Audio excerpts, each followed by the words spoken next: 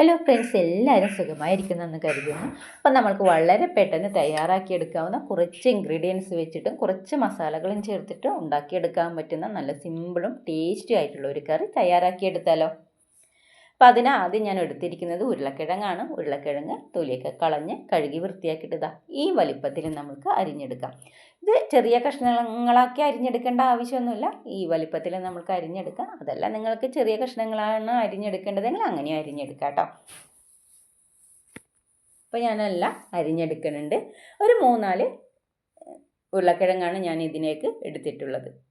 Medium size ആയതുകൊണ്ടാണ് ഒരു 3-4 ഉരുളക്കിഴങ്ങ് എടുത്തിട്ടുള്ളത്. വലിയതാണെങ്കിൽ ഒരു 2 ഉരുളക്കിഴങ്ങ് എടുത്താൽ മതിയാവും. ഉരുളക്കിഴങ്ങ് അരിഞ്ഞെടുത്തതിന് ശേഷം ഒരു 2 മീഡിയം സൈസ് തക്കാളി നല്ല പഴുത്തത് ഇതിലേക്ക് നമുക്ക് വേണം. പിന്നെ ഒരു 2 സവോള ഞാൻ ചെറുതായിട്ട് അരിഞ്ഞെടുക്കുന്നുണ്ട്. അത് ചെറിയതായിട്ട് അരിഞ്ഞെടുക്കാം. ചെറിയ കഷ്ണങ്ങളാക്കി നമുക്ക് അരിഞ്ഞെടുക്കാം.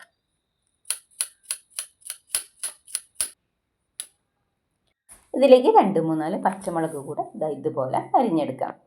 ഇനി ഇതിലേക്ക് നമുക്ക് ആവശ്യമാണ് മാങ്ങ. ഞാൻ 2 മാങ്ങയാണ് എടുത്തിട്ടുള്ളത്. നല്ല പോലെ പഴുക്കാനും പാടില്ല. ഈ പരുവത്തിലാണ് നമുക്ക് വേണ്ടത്.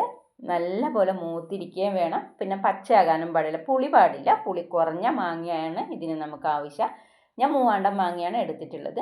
നല്ല പോലെ തോല് കളഞ്ഞ് നമുക്ക് ഇതൊന്ന് അരിഞ്ഞെടുക്കണം. നമ്മൾ ഉരുളക്കിഴങ്ങ് അരിഞ്ഞെടുത്ത അതേ വലിപ്പത്തിൽ തന്നെ നമുക്കിത് അരിഞ്ഞെടുക്കാം. അപ്പോൾ ഈ മാങ്ങയും കൂടെ അരിഞ്ഞെടുക്കുന്നുണ്ട്. ഇനി പെട്ടെന്ന് തന്നെ നമുക്ക് കറി ഉണ്ടാക്കിയെടുത്താലോ.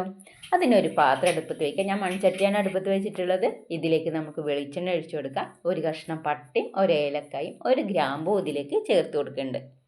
അതൊന്ന് മൂത്ത് വരട്ടെ. അത് മൂത്ത് വരുമ്പോൾ നമുക്ക് ഇതിലേക്ക് 1 ടീസ്പൂണ് കടുക് ചേർത്ത് കൊടുക്കാം. കടുകൊന്ന് പൊട്ടി വരട്ടെ. കടുക് പൊട്ടി വരുമ്പോൾ നമുക്ക് അരിഞ്ഞു വെച്ച പച്ചമുളക് ഇതിലേക്ക് ചേർത്ത് കൊടുക്കാം. പച്ചമുളക് ഒന്ന് മൂത്ത് വരണം. ഇനി ഇതിലേക്ക് 1 ടീസ്പൂണ് ഇഞ്ചി വെളുത്തുള്ളി ചതച്ചത് കൂടെ ചേർത്ത് കൊടുക്കുന്നുണ്ട്. നല്ലപോലെ ഒന്ന് മൂപ്പിച്ചെടുക്കാം.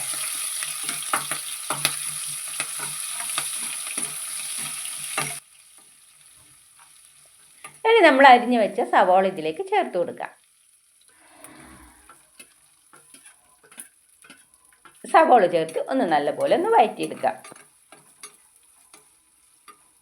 ഞങ്ങൾ പെട്ടെന്ന് ഉണ്ടാക്കിയെടുക്കുമ്പോൾ ഇതൊക്കെ ഒന്നിച്ചിട്ടിട്ട് വഴറ്റിയെടുക്കുകയാണ് ചെയ്യാറുള്ളത് കേട്ടോ. വളരെ പെട്ടെന്ന് തയ്യാറാക്കിയെടുക്കാനൊക്കെ നമ്മൾ ചെയ്യുമ്പോൾ അങ്ങനെയാണ് ചെയ്തെടുക്കാറുള്ളത്. ഇനി ഇതിലേക്ക് 1/2 ടീസ്പൂണ് മഞ്ഞൾപ്പൊടി, 1.5 ടീസ്പൂണ് കാശ്മീരി മുളക് പൊടിയാണ് കേട്ടോ ഇതിലേക്ക് ചേർത്ത് കൊടുക്കുന്നത്. പിന്നെ ഇതിലേക്ക് 1 ടീസ്പൂണ് മല്ലിപ്പൊടിയും ചേർത്ത് കൊടുക്കുന്നുണ്ട്. നമ്മൾ ഇത്ര മാത്രമേ മസാലകൾ ചേർത്ത് കൊടുക്കുന്നുള്ളൂ. കൂടുതൽ മസാലകളൊന്നും ഇതിലേക്ക് ചേർത്ത് കൊടുക്കുന്നില്ല. ഇനി ഈ മസാലകളുടെ പച്ചവാസന പോകുന്നത് വരെ നമ്മൾക്കിതൊന്ന് വഴറ്റിയെടുക്കാം.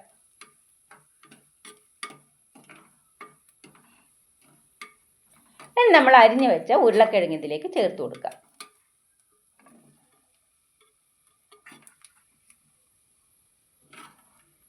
ഉരുളക്കിഴങ്ങ് ചേർത്ത് ഒന്ന് മിക്സ് ചെയ്ത് കൊടുക്കാം. ഇതിലേക്ക് നമുക്ക് ആവശ്യത്തിനുള്ള ഉപ്പ് കൂടെ ചേർത്ത് കൊടുക്കണം.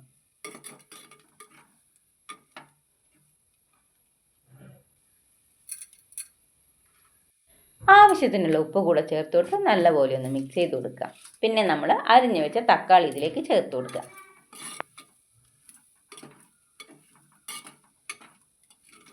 തക്കാളി ചേർത്ത് നല്ലപോലെ ഒന്ന് മിക്സ് ചെയ്യാം.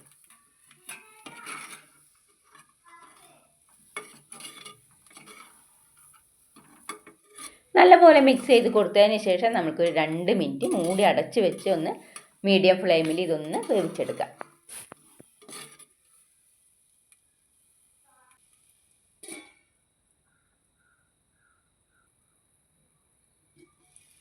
അപ്പോൾ 2 മിനിറ്റ് കഴിഞ്ഞതിന് ശേഷം ചെറുതായി ഒന്ന് വെന്ത് കിട്ടിയിട്ടുണ്ട്. നമുക്കിതൊന്ന് മിക്സ് ചെയ്ത് യോജിപ്പിച്ച് കൊടുത്തതിന് ശേഷം ഇതിലേക്ക് കുറച്ച് കറിവേപ്പില ഇട്ട് കൊടുക്കാം. ഇനി നമ്മൾ അരിഞ്ഞു വെച്ച മാങ്ങ കൂടെ അതിലേക്ക് ചേർത്ത് കൊടുക്കണം.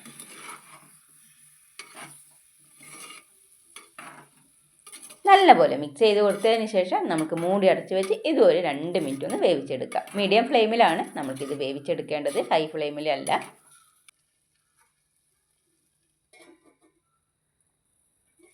അപ്പോൾ ഇത് ഒരു 2 മിനിറ്റ് ആയിട്ടുണ്ട്. നല്ലപോലെ ഒന്ന് മിക്സ് ചെയ്ത് കൊടുത്തതിന് ശേഷം നമുക്കിതിലേക്ക് കുറച്ച് വെള്ളം ഒഴിച്ചു കൊടുക്കാം.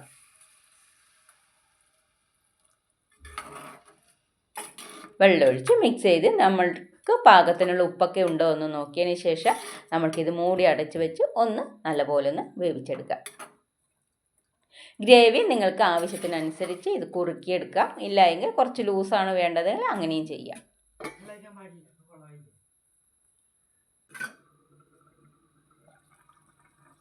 അപ്പം നമ്മുടെ കറി ഇവിടെ ഏകദേശം റെഡിയായി വരുന്നുണ്ട്. ഇതൊന്നും കൂടെ കുറുക്കിയെടുക്കണം. അപ്പോൾ ഇവിടെ കുറച്ച് കുറുക്കി നല്ല കട്ടിച്ചാറോട് കൂടിയാണ് ഇവിടെ വേണ്ടത്. അതുകൊണ്ട് ഒന്നുകൂടെ നമ്മൾ നല്ലപോലെ ഒന്ന് കുറുക്കിയെടുക്കുന്നുണ്ട്. അപ്പോൾ നമ്മുടെ കറി ഇവിടെ റെഡിയായി. വളരെ ടേസ്റ്റുള്ള ഒരു കറിയാണ്. അപ്പോൾ കൂടുതൽ ഉപ്പും പുളിയും എരിവൊന്നും ഇല്ലാതെ നല്ല കഴിക്കാൻ പറ്റിയ ഒരു കറിയാണ്. അപ്പോൾ എന്തിൻ്റെ കൂടെ കഴിക്കാനും നല്ല ടേസ്റ്റുള്ള ഒരു കറിയാണ്. കൂടുതൽ മസാലകളോ ഒന്നും നമ്മൾ ചേർക്കാതെയാണ് ഈ കറി ഉണ്ടാക്കിയെടുക്കുന്നത്. അപ്പോൾ എല്ലാവർക്കും ഇത് ഇഷ്ടമായി എന്ന് കരുതുന്നു. അപ്പോൾ എല്ലാവരും ഒന്ന് തയ്യാറാക്കി നോക്കൂ. വളരെ പെട്ടെന്ന് തയ്യാറാക്കി എടുക്കാവുന്ന ഒരു സിമ്പിൾ കറിയാണ്. അപ്പോൾ വീഡിയോ ഇഷ്ടപ്പെടുകയാണെങ്കിൽ ഒന്ന് ലൈക്ക് ചെയ്യുക. സബ്സ്ക്രൈബ് ചെയ്യാതെയാണ് എൻ്റെ വീഡിയോ ഇതുവരെ കണ്ടിട്ടുള്ളത് എങ്കിൽ ഒന്ന് സബ്സ്ക്രൈബ് ചെയ്ത് സപ്പോർട്ട് ചെയ്യാനും മറക്കരുത് കേട്ടോ. അപ്പം മാങ്ങയുള്ള സമയമാണ്. അപ്പോൾ മാങ്ങ വെച്ചിട്ട് മാങ്ങയും ഉരുളക്കിഴങ്ങും വെച്ചിട്ട് ഇങ്ങനെ ഒരു കറി ആരും തയ്യാറാക്കി നോക്കിയിട്ടില്ല എങ്കിൽ തീർച്ചയായിട്ടും ഒന്ന് തയ്യാറാക്കി നോക്കണം കേട്ടോ.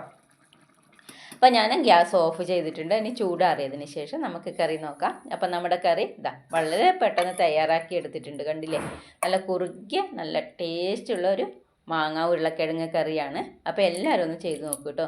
നിങ്ങൾക്ക് വേണമെങ്കിൽ ഇതിലേക്ക് കുറച്ച് മല്ലിയില കൂടെ ചേർക്കാം. ഞാനിതിന് മല്ലിയില ചേർത്തിട്ടില്ല. ഇവിടെ മല്ലിയില ചേർക്കാതെയാണ് ഇഷ്ടം. അതുകൊണ്ടാണ് ഇത് ഇങ്ങനെ ഞാൻ ഉണ്ടാക്കിയെടുത്തിട്ടുള്ളത്.